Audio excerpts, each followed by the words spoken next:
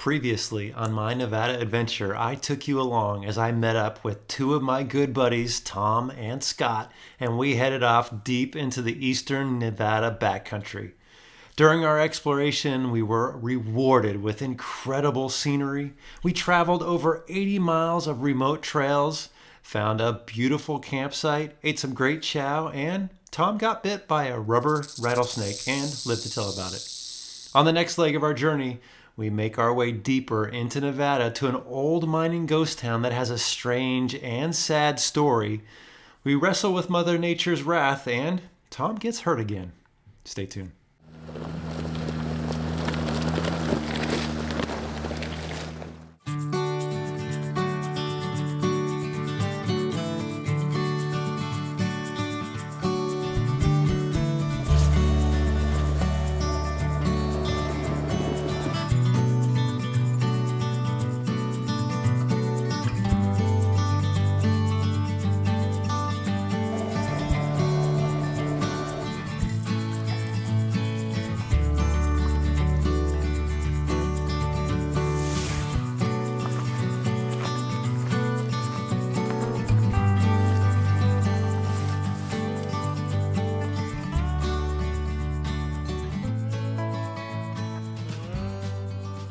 Good morning.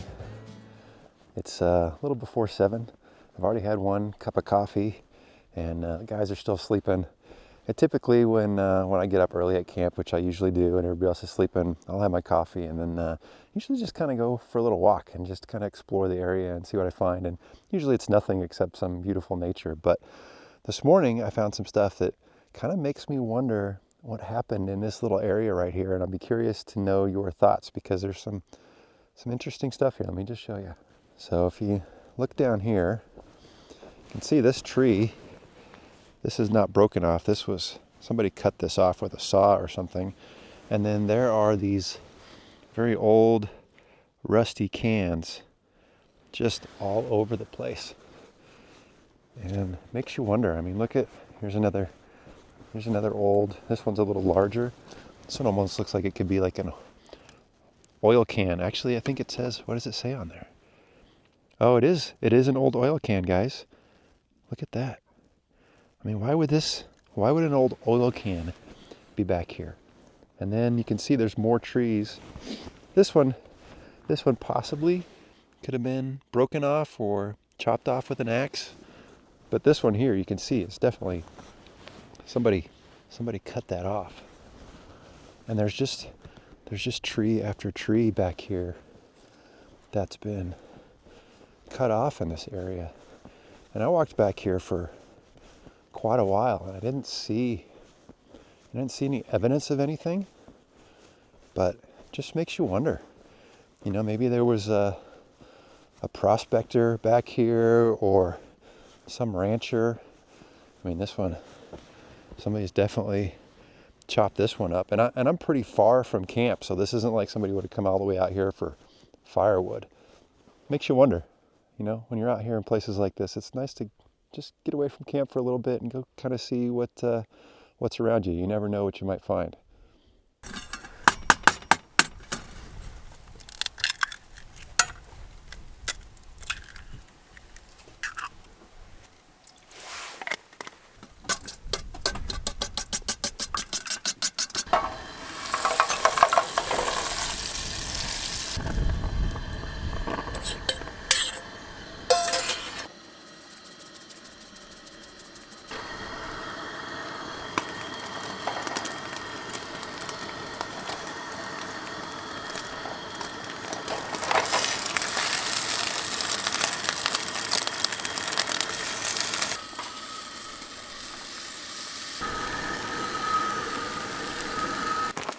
Oh wow, those are legit omelets there. Well, my goodness. Full size, yeah.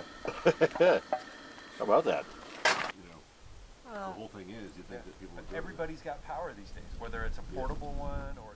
Oh, what a great morning up here in the mountains of Nevada. It was really chilly this morning, but now that sun has come up, starting to warm up a little bit, and lots of coffee, full bellies with omelets, and we started to pack up, and now we're going to continue making our way towards Caliente, and then the ghost town is the ultimate goal for this evening. But before we hit the trail, I wanted to show you the new TrailRecon first aid kit. I'm so excited about this. I know a lot of you guys have been asking for me to do a first aid kit for a long time, and so a huge thanks to Medical Points Abroad for helping me come up with this kit. Now, this is not the TrailRecon kit. This is my kit that I had when I was deployed with the military, and this is a massive trauma kit. It's got just about anything and everything that I could want in there. This is not my everyday carry. This is what I take on big trips like this. When I go to the Arctic Ocean, this guy is going to come with me. And for the last couple of years, I've been carrying this kit in the back, and it's been perfect. It's got just the basic first aid stuff, but I'm going to swap this out now with the new TrailRecon vehicle trauma kit. This is really cool. Now, I don't have the patch that's gonna go on here, so this will come with a TrailRecon patch. And on the outside, you've got 2 tourniquets, you've got some trauma shears, and let's open it up and let me show you what's in here. Just the basics for trauma. All right, just a quick look at the bag. You can see it's a good durable bag.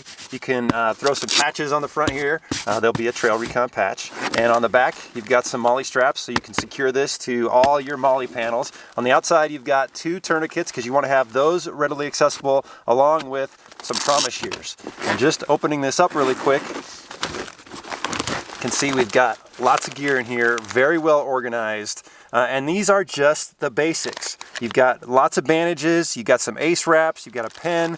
In here, we've got some airway stuff, which is super important to have. And again, you need to take a basic first aid class to make sure you know how to use this stuff, but just having the gear is half the battle. Over here is some Curlex wrap. In here, we've got triangular bandages. These are great if you you sprain a shoulder, you need to wrap something up. And then you've got some blankets in here. And then in here is a lot of kind of the boo-boo stuff. So you've got some bandages, which you're always gonna need, some antiseptic stuff. You've got some iPads, some gauze, just simple basics. The cool thing is that if you use these are replaceable. They're easy to order. Also included in the kit is a basic med pack. And so there's just some simple medications to treat just those typical ailments that happen when you're off the grid and you need a little Tylenol, you got an upset stomach, you got everything you need in here to just treat those basics. One other great thing about this kit is there's lots of room. So if you want to add some stuff that you want to personalize a little bit, you have the option to do that because you still have these pockets. You got some straps in here where you can add things. There's room in here to add more stuff. But this is a great basic trauma kit that's going to help in almost every situation. I'm really excited to be able to offer this to you guys. I believe this trauma first aid kit is the perfect everyday carry to be able to manage the most common trauma situations most folks will encounter. The massive surgical kit that I carry is honestly overkill for just about every situation. I'll leave a link down below for the TrailRecon vehicle trauma kit. Okay, now that we've packed up camp, it's time to work our way towards the small town of Caliente and then back on the dirt towards the Delmar ghost town.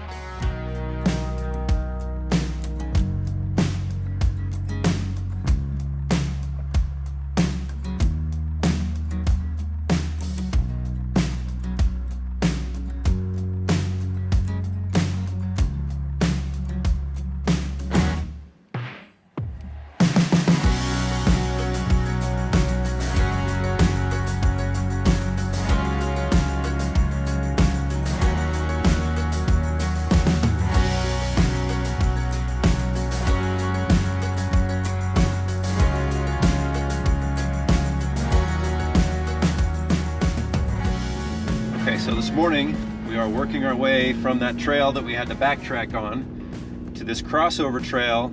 It's going to take us all the way out here and hopefully onto Highway 93 and then to Caliente where we can refuel, get some supplies, and then get back on the dirt. Fingers crossed, no more lock gates today.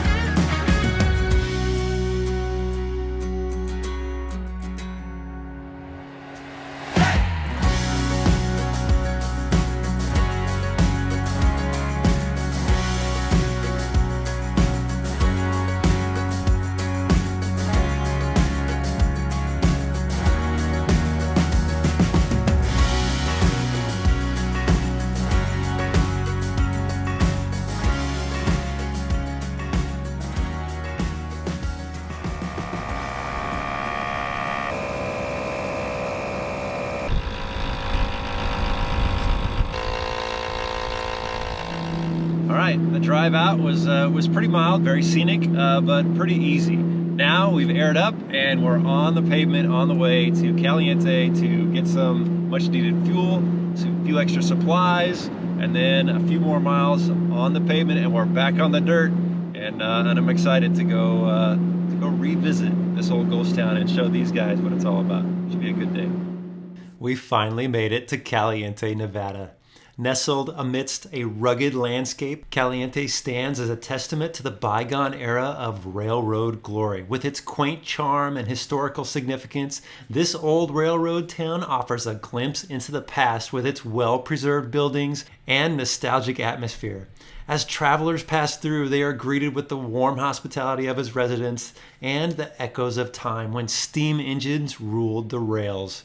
With its picturesque background and its rich heritage, Caliente invites visitors to pause and appreciate the beautiful small town of America. We're going to grab a few supplies, some fuel, and then our adventure continues on.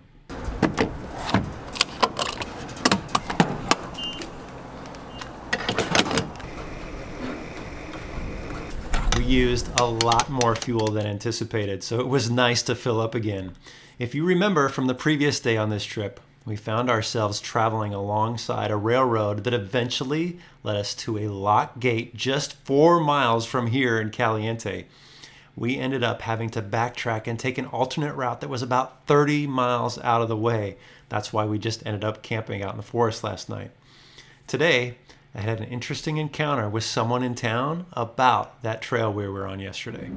All right, we're all fueled up and hit the grocery store. Tom needed to get some eggs because apparently he doesn't have any more eggs. I can't imagine why. We lost a dozen liquid chickens. Oh no.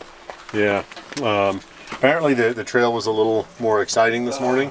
While we were at the gas station, I talked to the local sheriff who just happened to pull up, and I said, hey, look, we were on Clover Canyon Road yesterday and we got to a gate and it was blocked. We thought we were on BLM land. What's the deal? And the first words out of his mouth, very nice guy, he's like, the railroad has a lot of money.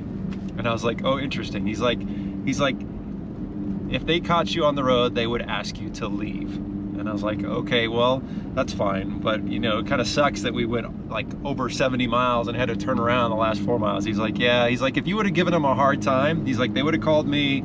I probably would have cited you for trespassing and it's like a $700 fine. And I was like, okay, well, we didn't commit a major crime. Apparently that's just a misdemeanor, but that's on us. I mean, we didn't know, and ignorance is not an excuse, right? So we made a mistake and we rectified it. Thankfully, we got to camp in a cool spot last night because we did have to backtrack from that gate. So I guess it all worked out. It's just under a 20-minute beautiful scenic drive from Caliente to the Delmar trailhead that will take us 12 miles back on the dirt and up a mountain where we will be camping and exploring this afternoon. I was in this area a few years ago and it's been on my to-do list to come back and take a deeper dive. But first we need to get there, and here's a fun fact I just learned at the trailhead about Joshua trees. Did you know that they can grow 49 feet tall but have roots that grow 36 feet below the ground? That's pretty wild. Now you know. We've been on this really, really smooth pole line road, booking about, I'm doing like 40 right now on this road. It's really nice. On the way to the Delmar ghost town. Now, it's extremely windy out here. There's a cold front coming in tomorrow and they're saying 20 to 30 mile an hour winds tonight with gusts up to 40. That doesn't make fun camping situations, so we are probably going to go check out the ghost town for a little while and then and look at some other options. So plan B might be going into effect. We'll see how the wind is when we get to the ghost town.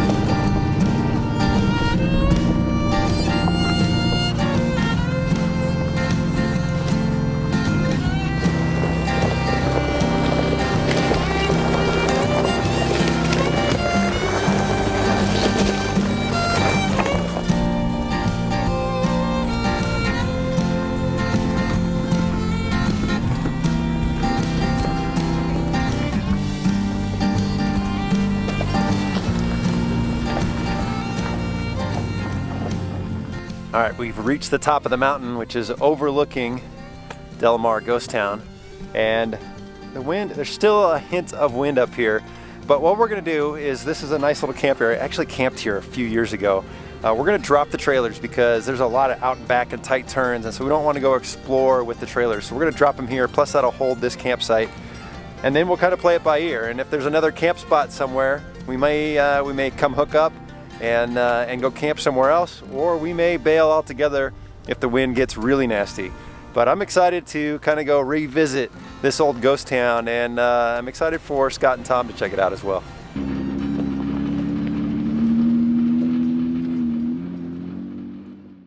Welcome to Delmar, also known as the Widowmaker.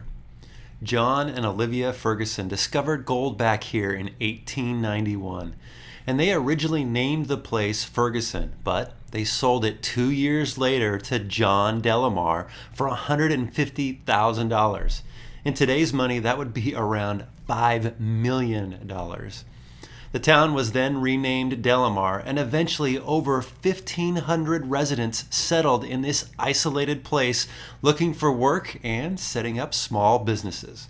There was a town newspaper, hospital, a school, churches, and of course several saloons, stores, a theater, and professional businesses to support the mining efforts. As you drive along Main Street, there are still several large stone structures standing, but if you look from above, you can see dozens upon dozens of foundations scattered across the landscape. This place was booming 130 years ago. There is evidence of mining that was happening all around the hills. There are more mine shafts and trailing piles than you can count. When the mining was underway here, they used what was called a dry milling process. This was before they introduced a wet process later. The dry milling created a fine silica dust, or death dust.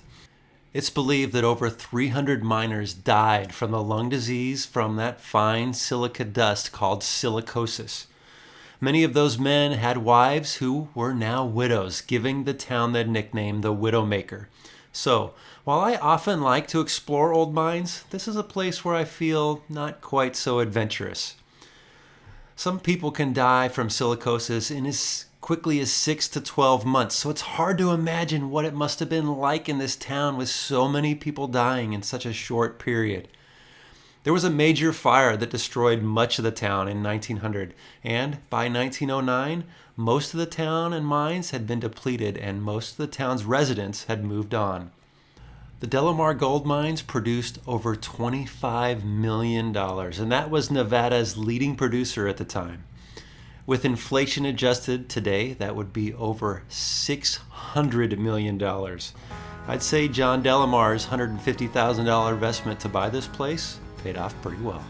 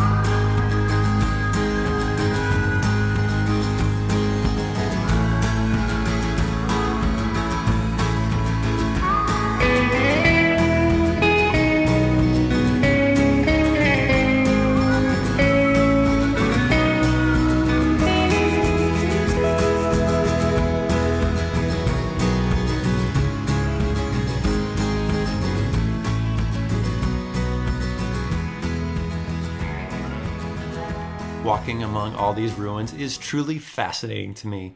The tremendous amount of work to get the equipment and supplies needed to build this town back in the late 1800s was a major feat. And then to build all these stone buildings by hand, digging the mines and hauling out the ore was extremely labor intensive.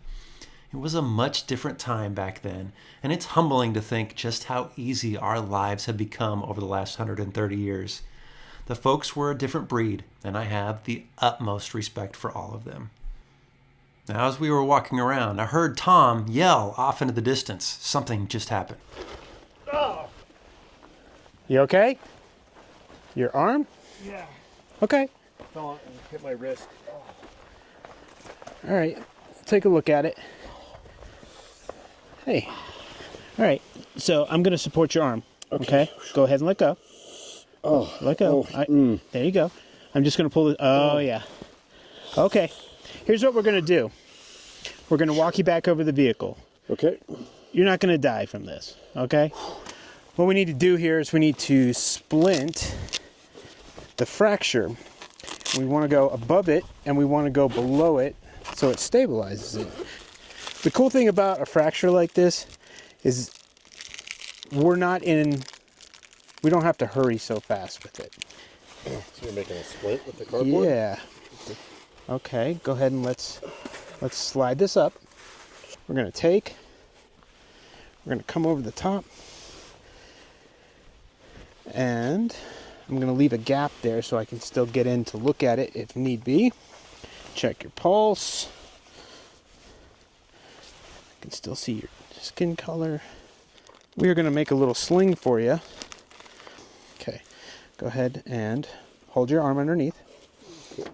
You got it? Yep, got it. Okay, I need you to pull your arm out just a little bit so I can get this up. Okay, and there. Okay, how's that feel? Pretty good? All right, so there's the basics of treating a fracture. It can get very complicated depending on how big the fracture is, or even if it was an open fracture with the bone sticking out. But general rule is the same. You just want to be calm, keep the patient calm, and splint it, the joint below and the joint above. So big thanks to Tom and Scott for doing that simulation. Now we're going to go explore more of Delmar. This place is incredible. And the good news is the wind's starting to die out. We might get lucky tonight. Now with Tom back in action, we continue exploring Delmar for several hours, and I honestly would be happy spending the whole day out here among these old ruins.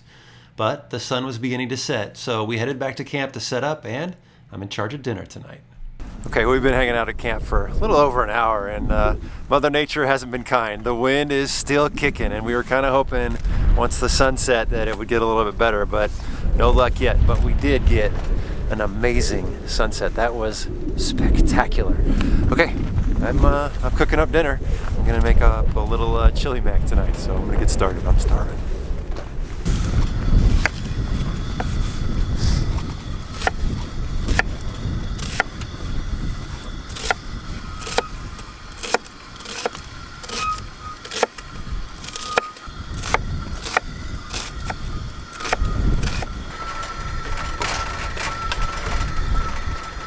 The wind is pretty rough, guys, and I got some beef in here and it's just not cooking very fast. And Scott grabbed a cardboard box to save the day. It's a windbreak.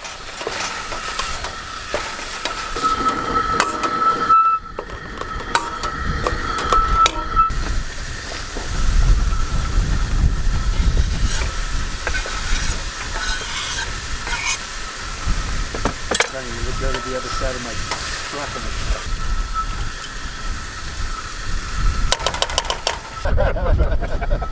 Knew it was going to be windy.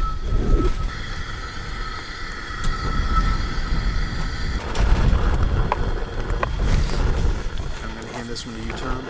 And then swap.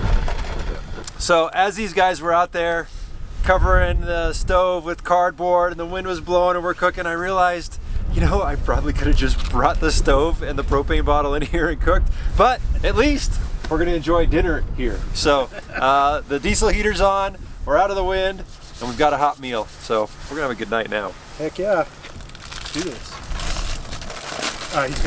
He's pulling him. Oh my God. This is amazing.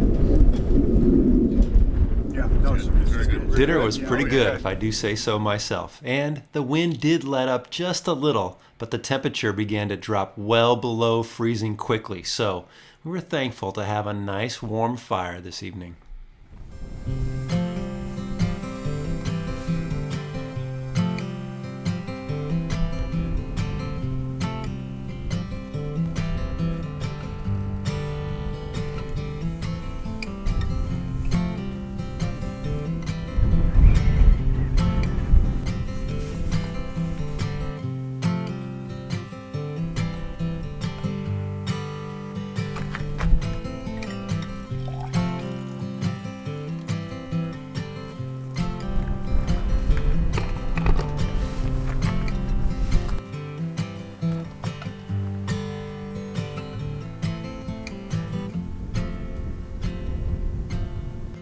Good morning.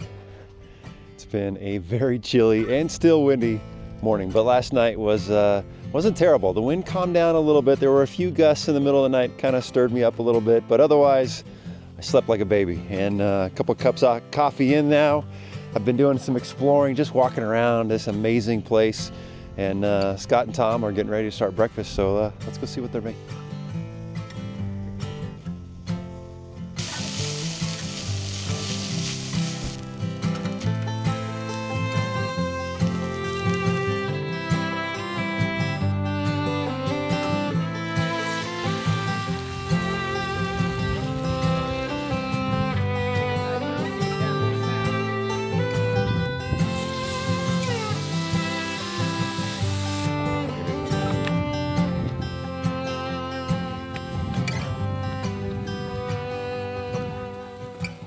What's the extra dark bacon? Watch the draw on that one. What? I'll take it. Give it to Brad. Brad's right there. Chili, yes. Yes, sir. No more potatoes in that? No, that's perfect. It's looking so good and it's smelling delicious. The taste is We're not fighting the wind. Right, yeah. We don't need to hunker down tonight. okay. You want to roll? I got it. Thank you, sir. These hot Appreciate and you guys. tasty breakfast burritos were perfect on this chilly morning. And while we were enjoying breakfast, there was a whole lot of activity going on in the sky. There were fighter jets dogfighting. I've never seen this before while camping. They were throwing up flares and banking really hard, putting on quite a show in front of us. Unfortunately, next time I'll have to make sure I bring a better camera lens so I can capture the action a little bit better. Ah, there's a flare. Oh, look at that. That's awesome. Heck yeah, check that out.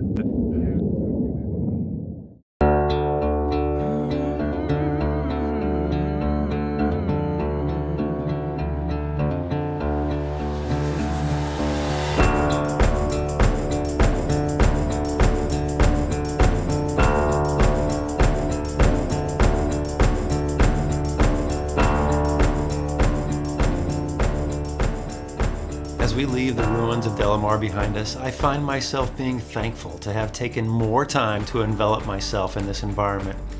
I hope to slow down and do more of this in the future. Now, today marks a bittersweet farewell to Tom and Scott, companions who have the adventure spirit and resilience that have made spending time out here on this journey even more enriching. I look forward to hitting the trails with them again soon. I think I'll be reflecting on this Nevada trip for a while to come and figuring out when I can again revisit this rugged and remote landscape. Thanks for joining me on this journey. I wish you all safe travels.